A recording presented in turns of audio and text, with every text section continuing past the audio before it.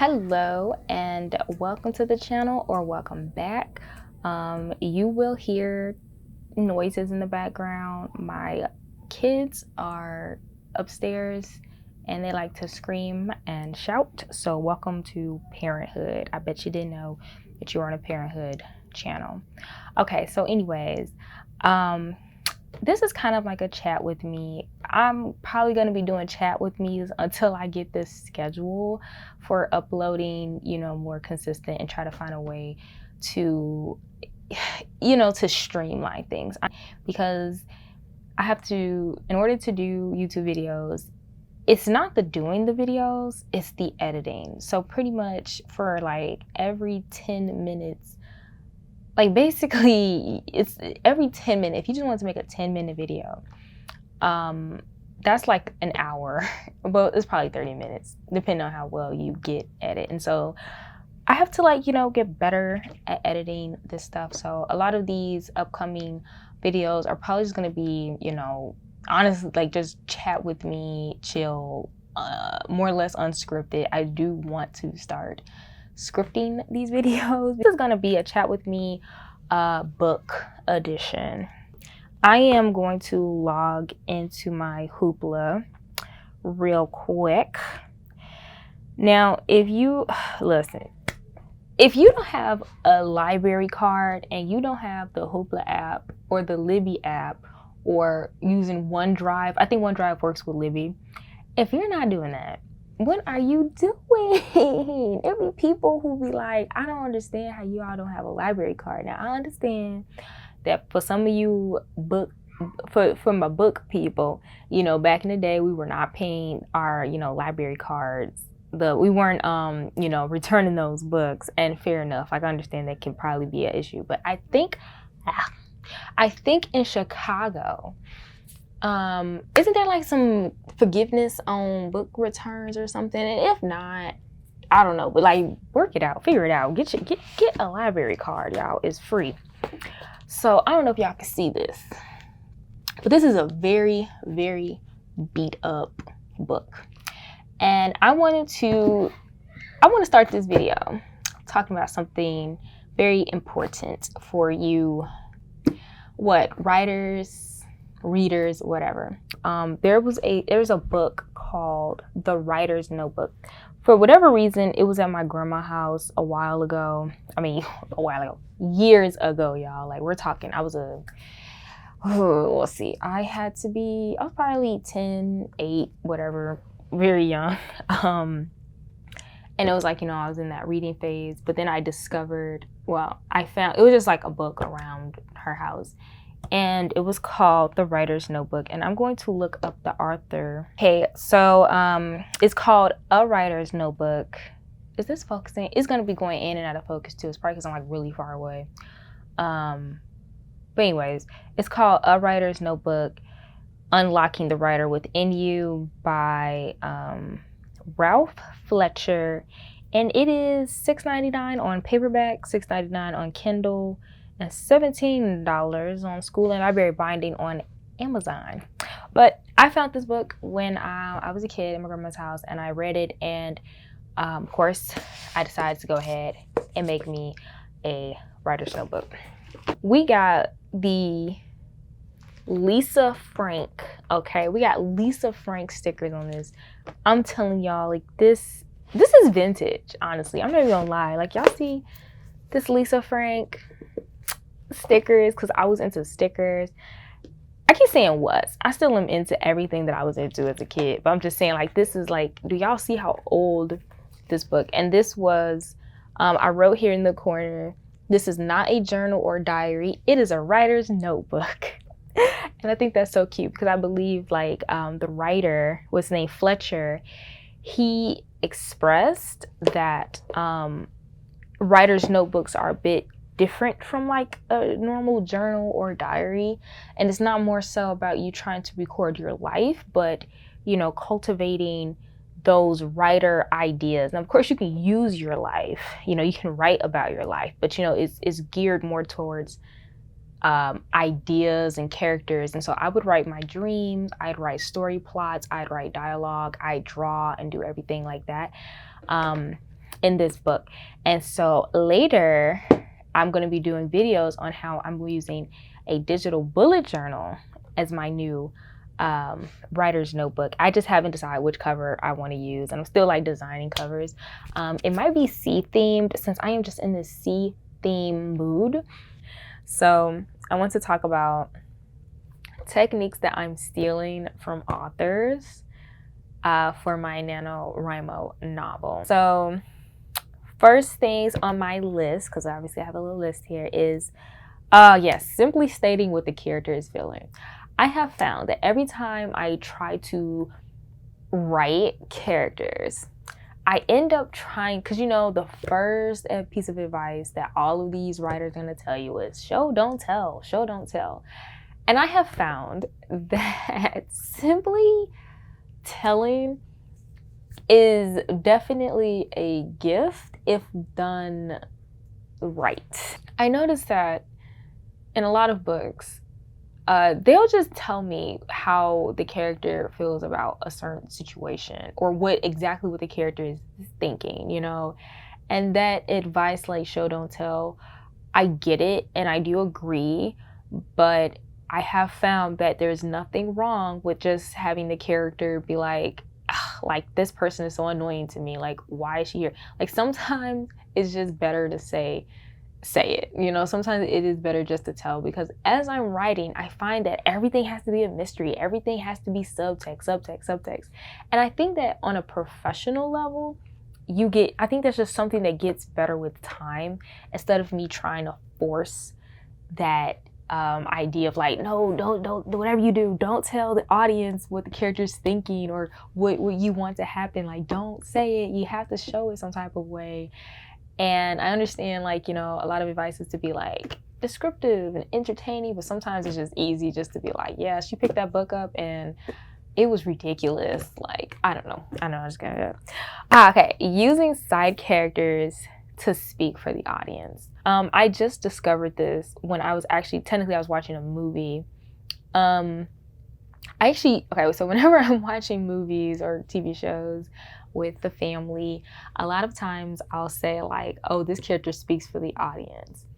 And it only occurred to me that was like a real thing. Like I would say that, but I didn't realize like it was an actual technique. And I think it's done I think it can be really helpful when done well. And I was also reading, what was I reading?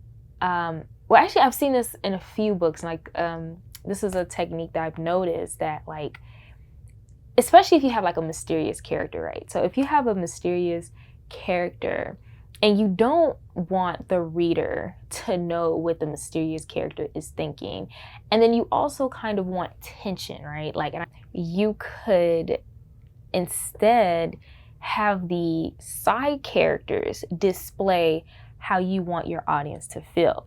So like, let's say it's tension in a room and you have your main characters, and your main character or whatever, let's just say the main character, you want your MC to they can't reveal their poker face, right? But side characters give you this ability to tell the audience how they should feel about the situation. So for example, when there's tension in the room, you might have the side character like wipe off sweat instead of having your main character do it, right? Because your main character might need to stay under a certain like kind of calm, cool, collected, and they can't like show their emotions or feelings in certain like negotiations or something. But side characters give you this ability to tell you what the audience should feel without, you know, saying like this is how the main character can feel. Because for example, like with your antagonist, right? Like let's say your antagonist has a henchman, and let's say the antagonist is lying. It's nice to notice when the like let's say like the henchman like kind of like shuffles or like kind of looks sideways when the antagonist says something, right? Because especially if you want a powerful villain, like if your villain can't reveal their poker face, or they're not like really a good villain. Like you want them to be able to lie well and stay calm and like on, you know, on the surface, it's like, oh, they're not hiding anything.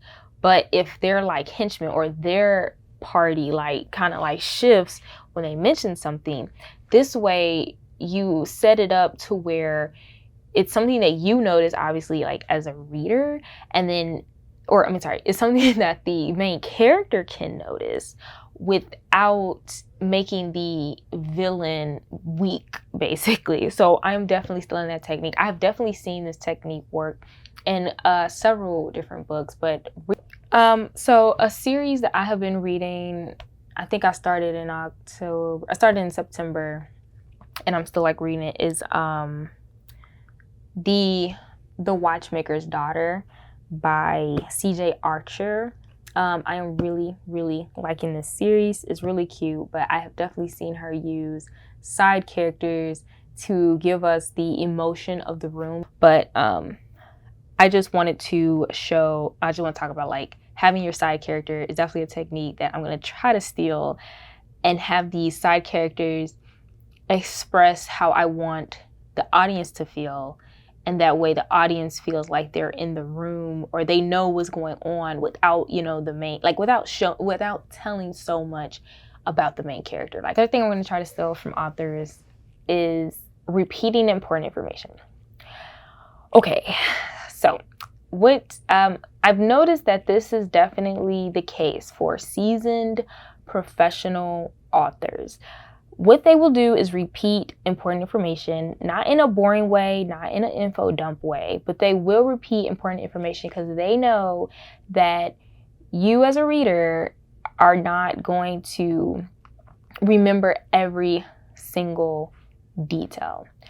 And I realize, like, I'm very thankful for when an author can do that and do that well. Especially for me, I listen to audiobooks, and especially with audiobooks, you can get distracted very easily. And when I get distracted, and sometimes like I miss like a lot of details in the audiobook, sometimes the author will repeat what happened, and done in a skillful way. Of course, like I said, like these techniques, like you can steal all you want, but when it comes to writing, I just believe it's going to be like stuff that comes with practice. And for me, I just like writing stories just for fun. But for me, repeating important information tastefully, it helps a lot. And movies do this as well. And I see that seasoned authors who are able to sell books repeat important information in a way that's not an info dump, in a way that's not boring. So I'm going to try to incorporate that into my book. Again, that's something that I think just takes wonderful skill. Technique number 4 is extreme character development. Every character that I have seen with extreme character development, no matter which trajectory, up or down, corruption or redemption, the bigger the change between how we start with the character and how different they are to what we end with has always been interesting. So let's talk about like our classic ways that a character can develop. So you can start with like a plateau character who's pretty normal, and then circumstances change, and then they power up, and they're or I won't say they're normal. Normally they start with like, oh, I'm insecure, or I'm not strong, or I'm weak, or something like that. And then they gain skills or knowledge and power, and then we see them grow up, and we see that trajectory. And then you have your classic like corruption character development, as in undevelopment, whatever. Or, you know, you start with someone, maybe they have high morals, or maybe they're normal, or they have like high morals, either or. They can be high or just plateau or whatever. And then we see them slowly become the bad guy or anti-hero or whatever. And that's like, y'all already know Breaking Bad. Because y'all already know the best redemption arc out there is Zuko. Who's going to argue with me? Like, everybody can. I don't see how you can't argue a more classic, I don't know, maybe he's not the best, but a more classic redemption arc than Zuko. Like, oh my gosh. Okay, So, but you know, Zuko, we start from him. You know, he's here. Well, he's low, and then we see him change, and it's good. But like, even if you're keeping up with House of Dragons right now, Aemon, right? We start with Aemon. He can't get dragons. Spoiler alert, whatever. But you know, we started with the series. He can't get any dragons. He's kind of the weakest. He's the runt of the litter, and then y'all like, and we see what he becomes. So, and he is now, for me, the most interesting. Everyone is like, what is he about to do? Because whenever you have a drastic, like, the bigger the change, the more interesting I think the character is. I think The Last Airbender, I realized, again, we're going to come back to this character development, I'm going to try to incorporate into my NaNo novel, is how are we, like, the bigger the change, I'm going to say that. So, like, you know, your classic story starts, I mean, depending on whatever you do, I have to say the classic story, you have like a protagonist, they're normal, life is normal, and then things change, and they become here, like, something, they develop and they become a better person, like they go into the positive. That's the most popular arc. And then you have, you know, or you have the corruption arc. They start off normal, or even like high morals and stuff like that, and then they go down. But the bigger that slope is, the more entertaining the character is. And that, of course, y'all already know one of the best corruption stories out there is Breaking Bad. Like, we love Breaking Bad. A good corruption story is just always fun to watch. And I have noticed that the bigger that changes, like, the more that person is not who the same person is at the end, the more interesting the story is, the more interesting the character is. Okay, so that's the fourth thing. So recap. So basically, techniques that I am stealing from other authors is going to be, one, just simply saying what's going on. I find that every time I get into trying to, you know, be extra and show, not tell, I get confused myself on what's happening. And so I'm just gonna have to slow down on that, especially for a first draft. I think I think in general, I'm gonna like keep this very like playful and try not to get too much into details with this first draft. It's more about like just putting the story into manifesting the story. That's what I'm gonna focus on for NaNo. Using the side characters to speak for the audience. I love when this is done well, because side characters, they definitely can offer comic relief, and they can put all the cards on the table without downplaying our villains or downplaying our heroes, or over, like, you know, because sometimes heroes get overpowered and are like, ha, I knew you were lying because I'm so good at mind reading. And it's like, well, now they're just like, if nothing can stop the hero, then there aren't really high stakes. But if our hero is perceptive and they can see and notice their environment, that makes our hero look more observant and more competent than just being overpowered for no reason. You know, like, oh, they just win because they're the good guy, or do they win because they're observant and they learn their lessons and they know what to look for and stuff like that. So I can't wait to incorporate that as well. Repeating important information. This is a skill that all of these skills, techniques are going to take practice. Is one thing, me saying it and noticing it. It's a completely different thing incorporating it into a story. But definitely repeating information, important information, like not saying like, okay, she wore a blue shirt and then she wore a blue shirt and then she wore a blue shirt. Like, great, like keep on like, oh, okay, like we get it, she has on a blue shirt, versus like, well, last week I found out that she has the secret code to whatever, and then some chapters later, like, oh right, maybe we can, did she tell you that she had the secret code, or did you know, whatever. Show it again, like if it's important that she has the secret code and she knows it, then you can repeat it maybe a couple times. I'm not saying like a bunch of times, but I have noticed that skilled authors know how to like repeat the important stuff because they know we're not paying attention to every detail. Because sometimes I find myself like, oh wait, what happened? And they'll like know how to time it right at the important part. of when like I'm like thinking like, wait, what's going on? And they'll be like, oh yeah, by the way, if you forgot this happened. And so that's gonna be fun. And of course the other one is extreme character development. Now of course, trying to stay with the genre you're in, depending on what kind of character you're trying to write, a story you're trying to write, you're kind of limited to the character. Like you can't, it's gonna be hard if your whole if the whole story is about like, let's say a person who doesn't have who doesn't have superpowers, and you don't plan on for them to have superpowers, then the superpowers can't be the thing that they change with. But maybe you have a hero who does not believe, who doesn't like magic at all. They hate magic and they never want to touch magic. And then by the end of your series or your book, you have that same person. Not only do they appreciate and love magic, but now they study it and they are basically experts on magic, or they found a way to incorporate magic, or even so, or like, you know, or vice versa, whatever. So those are going to be like the 4 things that I try to incorporate as a technique.